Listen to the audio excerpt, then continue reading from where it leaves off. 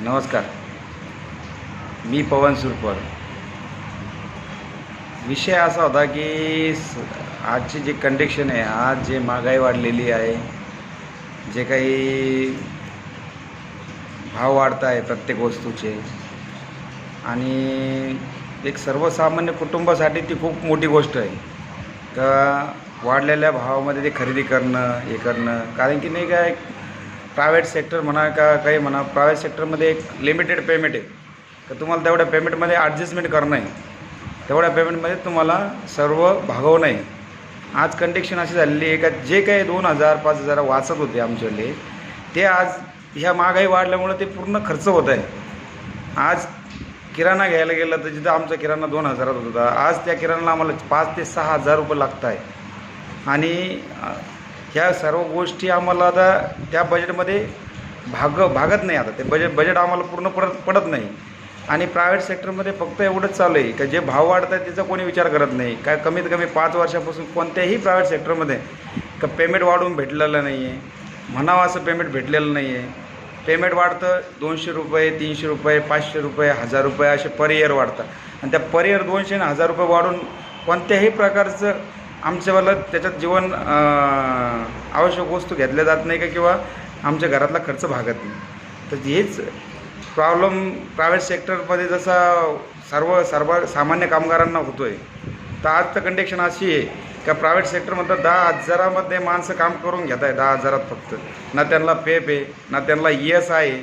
मला हे समजत नाही, जर 10,000 तुम्ही लोकांकडून काम करून घेत आहे, तुम्ही करोडो रुपये कमावत आहे, तर कमीत कमी त्याच्यामध्ये कामगारांना 10% किंवा साधारणतः 5% जो बी तुमचा प्रॉफिट होतो आहे, त्या प्रॉफिटला तुम्ही डिस्ट्रीब्यूट करून कामगारांमध्ये वाटा ना. काय प्रॉब्लेम आहे तुम्हाला? आज कामगारांची बेहाल झाली. कामगारांना आज म्हणजे मंथ एंडिंगला जर कोणाचं दुखलं तर दवाखान्यात न्यायला पैसे नाही राहत जवळ, याच्याकडून त्याच्याकडून भीक मागून घ्यावा लागतं, तेव्हा तो कामगार दवाखान्यात आपल्या फॅमिलीला घेऊन जातो. आज कंडिशन अशी आलेली, मला एक समजत नाही का कमीत कमी इकडे 10-20 रुपये तुमच्यावाला वाढतं आहे, तर तुम्ही 10-20 रुपयामधलं 1 रुपयाचा कामगारांना वाटा ना. काय प्रॉब्लेम आहे तुम्हाला वाटायला? काहीच प्रॉब्लेम नाही आहे. वरून तुम्ही कामगारांना रुबाब करणार, कामगारांचं श्रम शोषण करणार, कामगारांना कामाचा मोबदला देणार नाही. कामगारांना एक ओव्हरटाईम फॅसिलिटी चालू होती, ती तुम्ही बंद करून टाकली. त्याच्या आवेळ तुम्ही सिवाप आणला. अहो काय प्रॉब्लेम होता तुम्हाला ओव्हरटाईम द्यायला? कामगार 8 घंटे ड्युटी करून पुढच्या 8 घंट्यासाठी तुमच्या कंपनीसाठी काम करतो आहे ना, त्याच्या घरच्यासाठी थोडी काम करतो आहे तो. त्याच्या घरासाठी काम करतो आहे तो, कंपनीसाठीच काम करतो आहे. कंपनीचं ओव्हर प्रोडक्शन निघावं याच्यासाठी तो काम करतो आहे. मग त्याला 2 पैसे मिळावं म्हणून तो थांबतो ना 16 घंटे ड्युटीसाठी. मग तुम्हाला त्याचं डबल किंवा 1.5 का होईना तुम्ही त्याला द्यायला पाहिजे, का देत नाही? तुम्ही त्याच्या बदल्यात त्याला सिवाप देता. सिवाप देऊन तो काय करणार काय? आज कंडिशन खूप क्रिटिकल आहे. सर्वसामान्य आणि मध्यम कुटुंबवर्गीय आणि कामगार प्रायव्हेट सेक्टरचे इतकी कंडिशन बेकार आहे का तुम्हाला वर्णन सगळं करता येत नाही, तुम्हाला मी सांगू बी शकत नाही. आज एक सर्वसामान्य परिवार ज्या यातना सहन करतो आहे, महागाई विरुद्ध जे बी काही प्रॉब्लेम येत आहे कंपनीचे किंवा याचे कामगारांचे, खूप सहन करतो आहे कामगार खूप. त्याच्यासाठी सांगतो साहेब, जे कोणी असेल, मी काय पक्षाचा बी नाही आहे आणि मी कोणत्याही याचा बी नाही आहे, मला फक्त एवढंच आहे का कामगारांचं कमीत कमी जेवढं तुम्ही शोषण करून घेताय तेवढा मोबदला कामगारांना द्यावा, एवढीच माझी इच्छा आहे. आणि ती कळकळीची विनंती तुम्हाला साहेब, ते कोणी बी असो. कमी पर्सनल एखाद्या संस्थेला बोलतो आहे किंवा एखाद्या राजकारण्याला बोलतो आहे किंवा एखाद्या राजकारण्याविषयी बोलतो आहे, मला त्याचं काही घेणदेण नाही, मला कोणत्याही पार्टीचं घेणदेण नाही. फक्त एवढीच इच्छा आहे, तुम्ही जरा फॉरेन कंट्री तुम्ही म्हणता ना world class Bharat, world class Bharat असा नाही म्हणणार साहेब. वर्ल्ड क्लास भारत बनायसाठी तुम्हाला वर्ल्ड क्लास भारतामधल्या कामगारांना त्याप्रमाणे तुम्हाला पेमेंट बी द्यावं लागेल.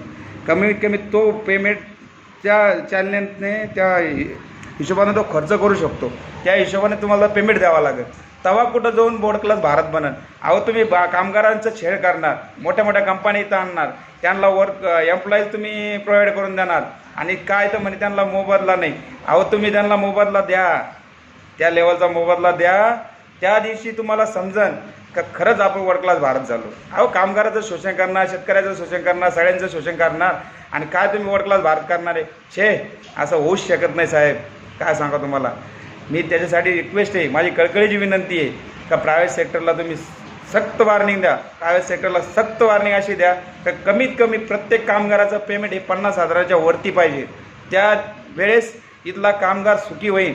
त्यावेळेस इथला कामगार कमीत कमी नाही का त्याच्या खर्च भागवण्यासाठी जी अमाऊंट लागते ते अमाऊंट खर्च करू शकतो. त्याच्या पेरोला व्यवस्थित पाळू शकतो. एक स्वतःचं स्वप्नातलं घर घेऊ शकतो. एखादी छोटीशी गाडी घेऊ शकतो. पण कधी कमीत कमी त्याला पेमेंट 50,000च्या वरती पाहिजे साहेब. अहो आज पेमेंट तुमचं आलं 10,000 आणि 12,000. काय करणार तो कामगार. 10 आणि 12,000मध्ये तुमचा किराणा होत नाही साहेब. रूमचे भाडे झाले 6,000 रुपये. डबल रूमचं भाडं 6,000. ती 1 BHK फ्लॅट जर घ्यायला गेला तर 10,000 रुपये फ्लॅटचं भाडं आहे साहेब. मला एक सांगा तुम्ही, जर एवढी कंडिशन बॅकर असताना जर आम्ही 10,000चं घर नाही घेऊ शकत, हे नाही घेऊ शकत, तर मला तुम्ही सांगा 10-10 वर्ष संस्थेमध्ये काम करून, 20-20 वर्ष संस्थेमध्ये काम करून जे काही मोबदला आम्हाला आज भेटतोय तो मोबदला कोणत्या हिशोबानं आम्हाला ओके आणि व्यवस्थित आहे नाही साहेब.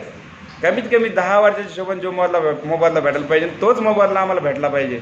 आज कंडिशन अशी झालेली आहे का कोणत्या संस्थेमध्ये काय पेमेंट वाढतं 200 रुपये, 300 रुपये, 50 रुपये, 100 रुपये मंथली. अहो अशी कोणती संस्था आहे साहेब सांगा ना तुम्ही.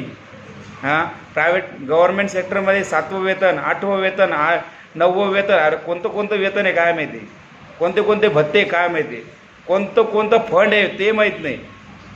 एवढे त्यांना लागू आहे, एवढं तुम्ही त्यांना देतात, एवढं तुम्ही हे करतात का.